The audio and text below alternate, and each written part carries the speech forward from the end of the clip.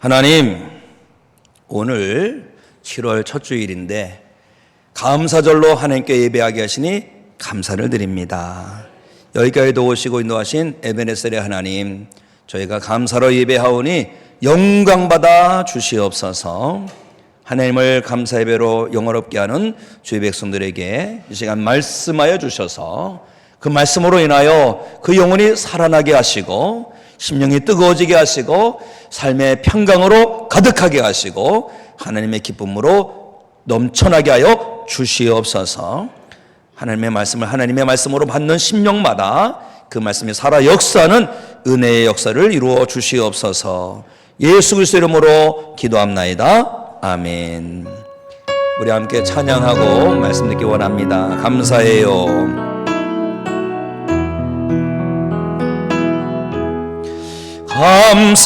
감사해요 주님의 사랑, 감사해요 주님의 은혜. 목소리 높여 주님을 영원히 찬양해요. 나의 전부이시 나의 주님. 다시 합니다. 감사해요. 감사해요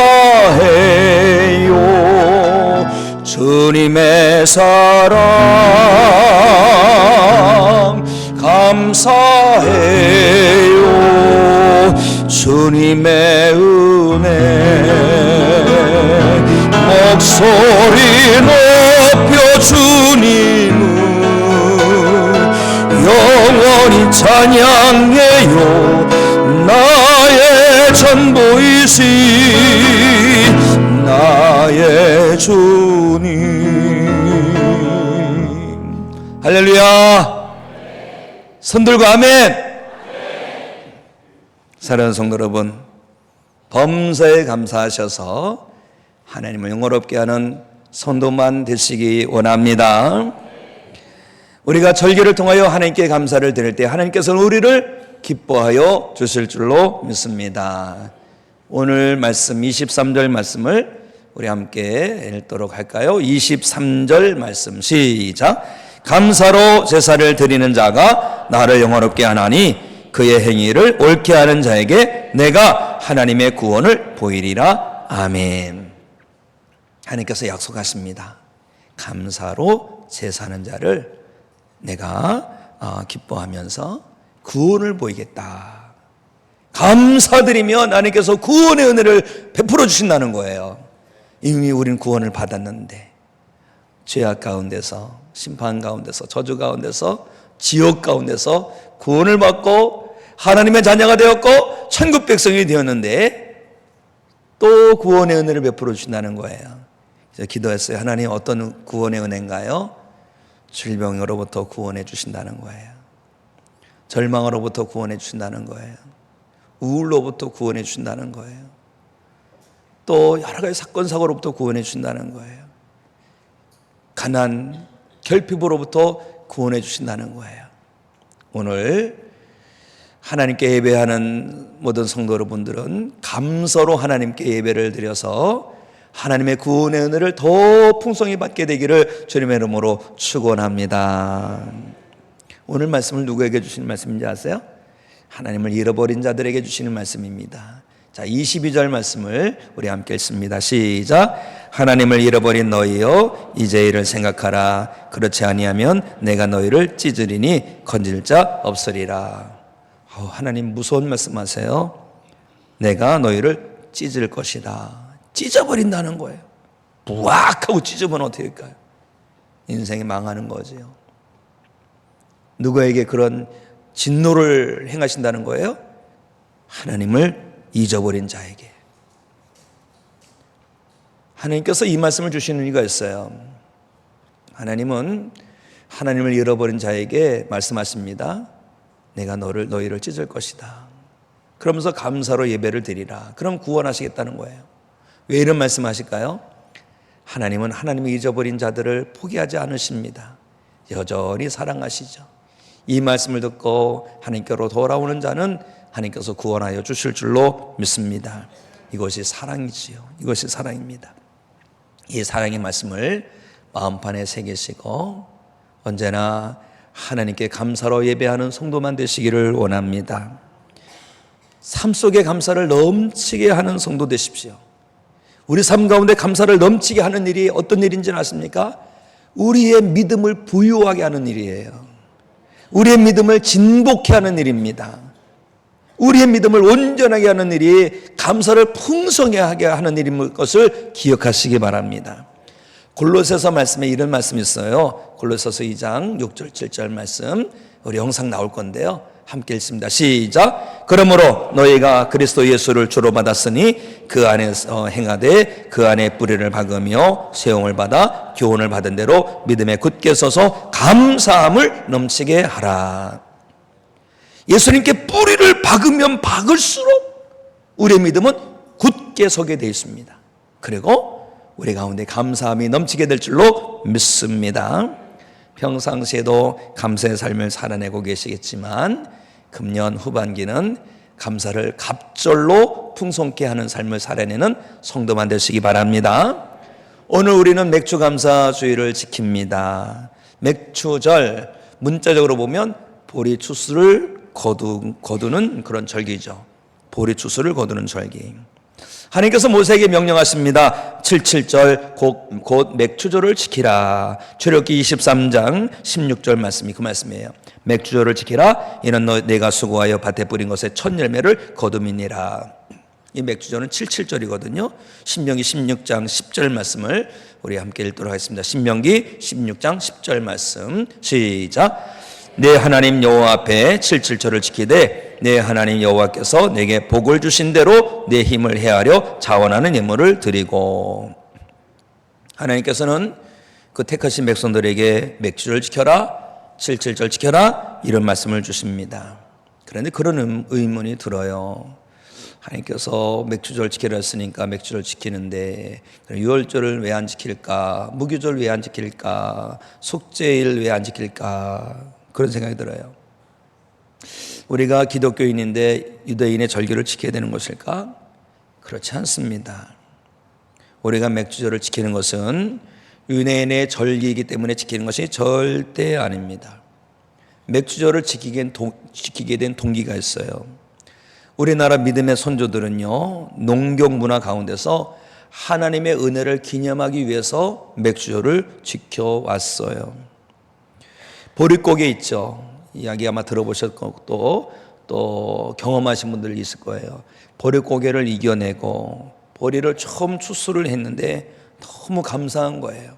너무 감사한 거예요.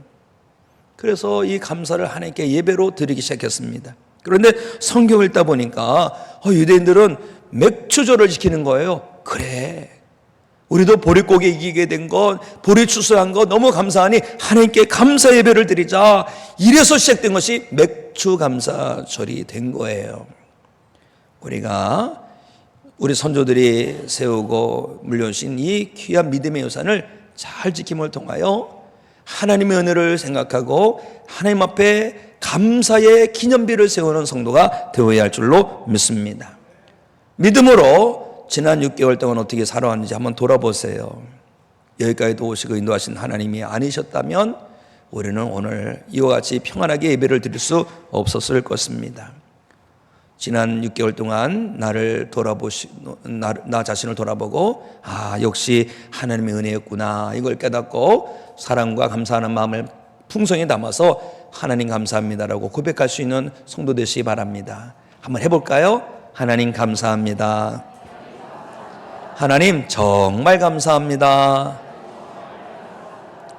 정말 하나님께 감사하는 믿음이 있다면 아멘 하시겠습니다. 젊은 남녀들이 서로 사랑하는 거 보셨습니까?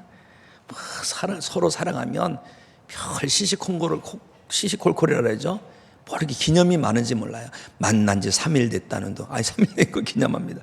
100일 기념, 200일 기념, 300일 기념, 1년 기념, 무슨 기념하다가 날 다 셉니다. 그렇죠? 그런데 시들어지기 시작하죠. 언제예요? 사랑이 식어지면 기념일이 시들어져요. 사랑이 식으면 기념일이 형식이 되고 아주 귀찮은 일이 되는 거지요. 사랑하는 성도 여러분, 오늘 우리가 맥주감사절을 지키는데 이 기념일이 무겁게 나간다면 내가 하나님을 향한 사랑이 식은 건 아닌가 돌아보시기 바랍니다. 우리가 이 맥주절을 지킬 때에 하나님을 향한 뜨거운 사랑의 마음을 가지고 지켜서 정말 가슴 벅차오르게 하나님 감사합니다, 하나님 사랑합니다, 하나님 모든 것이 하나님의 은혜입니다라고 고백할 수 있는 우리의 믿음이 되기를 원합니다. 사실 하나님 뜨겁게 살아가면 이 모든 것이 짐이 아니죠. 은혜이죠. 은혜. 오늘 감사 예배를 통하여 모든 것이 하나님의 은혜인 것을 다시 한번 깨닫고 다시 하나님께 감사를 고백드리며 하나님을 기쁘시게 하고 하나님을 감동시켜 드리는 성도만 되시기를 주님의 이름으로 축원합니다. 감사절을 지키는 것, 이거는 우리가 하나님 앞에 감사의 기념비를 세우는 것과 같은 거예요. 성경을 보면 하나님께서는 기념비를 세우라는 말씀을 하신 것이 있습니다. 왜요? 하나님께서 은혜를 잊는 것을 원치 않으십니다. 은혜를 잊는 것은요, 하나님의 은혜를 값싼 것으로 천한 것으로 여기는 꼴이 되는 거예요. 그러기에 하나님께서는 그런 걸 원치 아니하시고 기념비를 세우라 하신 것이 있어요. 하나님께서 요단강을 건널 때에 여호수아에게 말씀하십니다.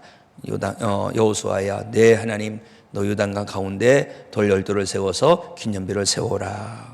여호수아 4장 9절 말씀이 이 말씀입니다. 여호수아가 또 요단 가운데 곧 언약궤를 맨 제사장들의 발이 선 곳에 돌 12돌을 세웠더니 오늘까지 거기에 있더라. 왜요? 하나님의 은혜를 잊지 말라는 거예요. 그리고 또 말씀하십니다. 길갈에도 세워라.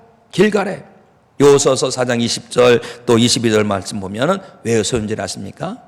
잊지 말라는 거예요. 잊지 말고 자녀들에게도 하나님의 은혜를 알게 하라는 거예요. 그래서 기념비를 세우라는 것입니다. 하나님께서 놀라운 은혜를 행하시고 또 이것이 너무나도 감사해서 기념비를 세운 사람이 또 있습니다. 사무엘을 세웠어요. 사무엘. 이스라엘 백성들이 이방신을 섬기면서 너무 타락을 한 거예요. 그래서 사무엘이 안 되겠다 싶어서 백성들을 다 미스바로 모이게 합니다. 그리고 미스바에 모여서 우리가 우상 숭배하는 것을 다 회개하고 하나님께로 돌아야 됩니다. 이렇게 선포할 때에 백성들이 다 회개하면서 금식 기도할 때였어요. 그런데요, 블레셋 사람들이 정보망이 있어가지고 이스라엘 사람들이 다 한 곳에 미스바에 모여서 뭘 한다는 거예요. 옳거니 다 모였으니까 올라가서 치면은 한 번에 이스라엘을 몰살할 수 있겠다, 그런 마음이 들었던 거예요. 그래서 군사를 이끌고 와서 이스라엘을 치려고 합니다. 아니, 지금 이스라엘 백성들은 전쟁을 하러 모였어요? 회개하러 모였어요? 회개하러 모인 거예요. 전쟁 준비가 안 된 가운데 있습니다. 그런데 블레셋 사람들이 쳐들어오니까 깜짝 놀란 거예요. 그래서 번제를 하나님께 드리고 하나님 살려주세요, 지켜주세요, 블레셋 군대가 쳐들어옵니다, 우리 어떻게 합니까? 막 매달린 거예요. 하나님께서 이 기도 들어주셨어요. 어떻게 역사하시냐 한번 볼까요? 사무엘상 7장 10절 말씀이에요. 사무엘이 번제를 드릴 때에 블레셋 사람이 이스라엘과 싸우려고 가까이 오매 그날에 여호와께서 블레셋 사람들에게 큰 우레를 발하여 그들을 어지럽게 하시니 그들이 이스라엘 앞에 패한지라. 우리가 예배를 드리는데 갑자기 꽝 소리가 난다면 성도 여러분은 어떻게 하시겠습니까? 무슨 일인가? 뭐 이렇게 어디 무슨 비상벨이 고장났나? 이러면 안 됩니다. 얼른 밖으로 나가서 피신을 해야 되는 거예요. 그런데 그냥 그런 소리보다 더 어마어마한 소리가 막 확 나니까 블레셋 사람들이 막 정신이 혼미한 겁니다. 제가 어느 날 이 유튜브 이렇게 하다가 뭐 이렇게 재밌는 영상이라서 들었더니 갑자기 그냥 천둥번개가 꽝 치니까 오리 사육하는 곳인데요, 오리들이 막 때리면서 구석에다 머리를 쳐박고 있더라고요. 얼마나 무서우면 그럴까, 그런 거예요. 그 블레셋 사람들이 그런 꼴이에요. 정신이 혼미하니까 이스라엘 백성들이 나가서 막 싸우는데 뭐 백전백승이지. 이 일은 누가 행하신 거예요? 하나님이 행하신 거예요. 다 아는 거예요. 다 알면도 불구하고 이 사무엘은요 어떻게 한지 아십니까? 미스바와 센 사이에 기념비를 세웁니다. 기념비를 세워요. 왜요? 잊지 말자는 거예요. 잊지 말고 언제나 하나님께서 도우셨구나 이거를 깨닫고 하나님께 영광을 올리자는 거예요. 그래서 그 옷 이름을 뭐라고 부르는지 아십니까? 에벤에셀이라고 불렀어요. 에벤에셀이 무슨 뜻인지 아십니까? 에벤에셀은요, 여호와께서 여기까지 우리를 도우셨다, 이런 뜻이에요. 그래서 우리가 기도할 때 에벤에셀의 하나님 이렇게 하는 겁니다. 사랑하는 성도 여러분, 우리도 하나님의 은혜를 잊지 말아야 할 줄로 믿습니다. 언제나 이렇게 절기일 때마다 절기를 지켜서 하나님 은혜의 기념비를 세우는 믿음이 우리의 믿음이 되어야 할 줄로 믿습니다. 윌리엄 아더 워드라는 분은요, 이런 말을 했어요. 고마움을 느끼면서도 그것을 표현하지 않는 것은 마치 선물을 포장해 놓고 주지 않는 것과 같다. 선물을 주려고 다 준비해놨는데 안 주는 거예요. 그거랑 같다는 거예요. 하나님 감사합니다, 하나님 고맙습니다, 하나님 은혜입니다, 이런 고백을 해야 된다라는 것입니다. 누가복음 17장에 보면 예수님께서 나병 환자 10사람을 고친 일이 있습니다. 예수님께서 이 사마리아와 갈릴리 사이 길로 해서 예루살렘에 올라가실 때였어요. 그런데 어느 마을에 들어가는데 저 마을 밖에서 사람들이 부릅니다. 예수님, 예수 선생님이시여, 우리를 불쌍히 여기시고 우리를 고쳐주세요, 우리를 살려주세요. 그들이 나병 환자인데 왜 예수님께 가까이 다가오지 못하고 소리 질렀냐면요, 율법에 의하면 나병 환자들은 마을로 들어오면 안 됩니다. 왜냐하면 전염성이 강해가지고 전염병이 퍼질까 봐 마을 밖에서 살게 했어요. 만약에 마을로 들어오면 돌로 던져서 죽여야 됩니다. 그러니 예수님께서 마을로 들어갔을 때 마을 입구에서 막 사람들이 소리를 집니다. 예수님께서 어떻게 하셨을까요? 사랑이 많으신 예수님께서 못 들은 척 하신 것이 아니라 들으셨어요. 그리고 그들에게 말씀하십니다. 제사장에게 가서 보이라. 왜 제사장에게 가서 보이라냐면 당시에는 제사장이 딱 봤을 때 나았냐 안 나았냐를 판결해주고 나았다 그러면 집으로 가도 되는 거예요. 이들은요, 예수님 말씀에 순종합니다. 순종할 때 역사 일어나는 거예요. 역사 일어났어요. 정말 역사 일어났어요. 가다 보니까 이게 웬일입니까? 고름기 막 뚝뚝 떨어지는 고름이 마릅니다. 딱재해가집니다. 깨끗해집니다. 놀라운 기적을 경험한 거예요. 얼마나 기쁩니까? 야, 우리가 나았다. 이제 우리도 정상인처럼 살아야 되겠구나. 정상이라면 안 되죠. 또 좀 일반인처럼 살아야 되겠구나. 일반처럼 살 수 있다. 나 집에 갈 수 있다. 내가 나았다. 저주로서로 인생이 이제 끝났다. 얼마나 기쁩니까? 제사장에 막 달려갔는데 한 사람은 하나님 감사합니다. 그리고 가던 길을 싹 돌아서고 예수님께로 달려와서 예수님 앞에 발을 엎주 엎드리면서 예수님 고쳐주셔서 감사합니다, 이런 거예요. 근데 그 사람에게 예수님께서 이런 말씀하셔요. 누가복음 17장 17절 말씀 우리 함께 읽습니다. 시작. 예수께서 대답하여 이르시되 10사람이 다 깨끗함을 받지 아니하였느냐? 그 9은 어디 있느냐? 이 무슨 말씀이에요? 왜 9사람은 감사를 잊었느냐? 왜 감사를 잊었느냐 이거예요. 감사하겠지요. 근데 와서 감사를 표현해야 된다는 거예요. 우리가 이제 나이 들면 늙는다는 말을 하는 사람이 있고 어떤 사람은 영근다는 말을 하는 사람이 있어요. 나이 들면 영그러 가는 거래요. 참 좋게 좋은 것 같아요. 그런데 나이가 들면서 믿음 또한 영근 믿음이 되길 원합니다. 영근 믿음이 되면 뭐가 깨달아지는데 세상 일이라는 것이 저절로 되는 게 없겠구나라는 거예요. 우리가 이제 예배 마치고 식사를 하는데 식사 때마다 밥을 먹는 거 그냥 당연한 일이 아니지요. 누군가가 뜨거운 태양 아래에서 열심히 농사를 지어야지만 그것이 되는 것입니다. 그래야지 쌀이 지어지고 또 우리 가운데로 또 오는 거지요. 그리고 우리 집에 쌀이 있다 그래서 밥이 그냥 먹을 수 있는 게 아니에요. 또 누군가가 밥을 지어야 됩니다. 저도 저희 아내가 밥을 안 해주면 그때부터 금식기도 드리고 밥을 해주는 거예요. 근데요, 힘들 때 있잖아요. 어려울 때 있잖아요. 그럴 때는요, 밥을 얻으려면 잘해야 됩니다. 여보님 이렇게 어디 아프세요? 밥 해주세요. 누군가가 힘을 내야지 밥도 되는 거예요. 그리고 농부들은 더 잘하는 게 있어요. 아무리 농사를 잘 지어도요, 하나님께서 거두도록 해주셔야 되는 것을 농부들은 잘 알고 있습니다. 지난번에 몹시 바람이 불어가지고 제가 알고 있는 오늘 과수농사 하시는 권사님께 전화를 드렸어요. 전사님, 지난번에 바람이 많이 불었는데 괜찮아요? 다행히 괜찮다고 그러더라고요. 사과 농사가 잘 짓는데 바람이 몹시 불면 막 흔들려서 상처 나잖아요. 상처 나면 판매할 수가 없어요. 이제 무더위가 끝나면 또 장마가 시작되고 장마 끝나면 큰 태풍이 예상된다는 그러한 인터넷 글을 보았습니다. 지난번에 제가 그 고향에 갈 때 보니까 막 큰 태풍이 몰아와서 그 오래된 소나무들이 다 쩍쩍 갈라지고 쓰러진 걸 보았어요. 우리가 열심히 살아야 됩니다. 그러나 우리가 열심히 살아서만 되는 게 아니라 하나님께서 그것을 거둘 수 있도록 해주셔야 되는 것이지요. 이거지요.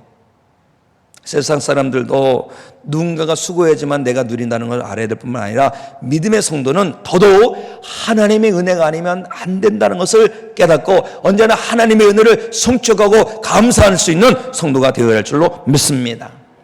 사도 바울을 통해서 이런 말씀을 주신 거예요. 데살로니가전서 5장 18절 말씀 우리 함께 읽습니다. 시작.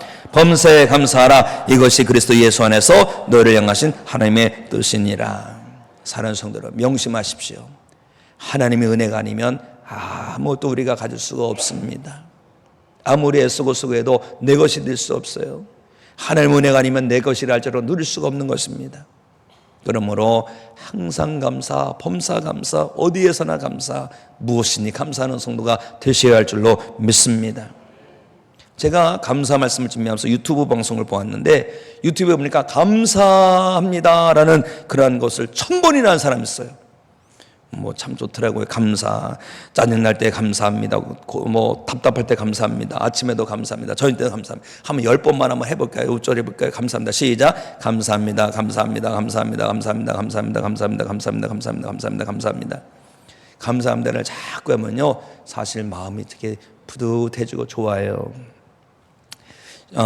심리학에 인지행동 치료라는 게 있어요. 이게 뭐냐면 부정적인 생각을 긍정적인 생각으로 바꾸어서 행동을 치료하는 겁니다. 잘 생각해 보세요. 부정적인 생각은 부정적인 감정이 생기죠. 부정적인 감정이 생기면 부정적인 반응을 보이죠. 부정적인 반응을 보이면 부정적인 결과가 생기는 거예요. 부정적으로 행동하게 되고 부정적인 일이 되는 거예요. 그렇죠. 반대로 긍정적인 생각을 하면 긍정적인 감정이 일어나고 긍정적인 감정을 가지고 반응하면 긍정적 행동이 되고 긍정적 행동을 해야지 긍정적인 결과가 된다는 거예요. 생각을 바꿔야 된다. 생각을 바꾸면 감정이 바뀌고 감정이 바뀌면 반응이 바뀌고 반응이 바뀌면 결과가 바뀐다. 그렇기 때문에 감사를 생각하면 감사의 마음이 일어나고 감사의 반응이 되고 감사의 행동이 일어나서 감사의 일이 된다. 헨리 포더는 이런 말을 했어요. 영어 발음이 시원찮지만 제가 읽어보겠습니다. Whether you think you can or you think you can't, you are right. 이게 무슨 말이냐면 네가 할 수 있다고 생각하면 할 수 있는 일이 되고 할 수 없다고 생각하면 할 수 없는 일이 된다. 내가 부정적으로 생각하면 부정적인 일이 되는 것이고 내가 긍정적으로 생각하면 긍정적인 일이 된다. 그렇죠. 불평하면 불평한 일이 되는 겁니다. 그러니 우리는 이 긍정적으로만 또 감사하는 것만 생각하고 감사의 말만 하는 성도 되시기 바랍니다. 그래서 그런지 유튜브에 보면 감사라는 내용이 참 많이 올라와 있습니다. 그런데요, 저는 유튜브 그걸 보면서 깜짝 놀랐어요. 거기에 사탄의 문화가 들어있습니다. 감사에 대한 유튜브를 보니까요, 감사하라 하는데 하나님께 감사라는 게 아니라 태양에게 감사하라, 공기에게 감사하라, 음식에게 감사하라, 몸속에게 감사하라 이런 겁니다. 오늘날 수많은 사람들이 보는 유튜브가 오늘 말씀하고 딱 맞아요. 오늘 말씀 다시 볼까요? 22절 함께 읽습니다. 시작. 하나님을 잊어버린 너희여 이제 이를 생각하라. 그렇지 않으면 내가 너희를 찢으리니 건질 자 없으리라. 지금 우리는요, 하나님을 잊어버린 세대 가운데서 살고 있습니다. 오늘의 세대는 하나님을 잊어버리고 하나님의 은혜를 잊어버리고 하나님께 대한 감사를 잃어버린 시대입니다.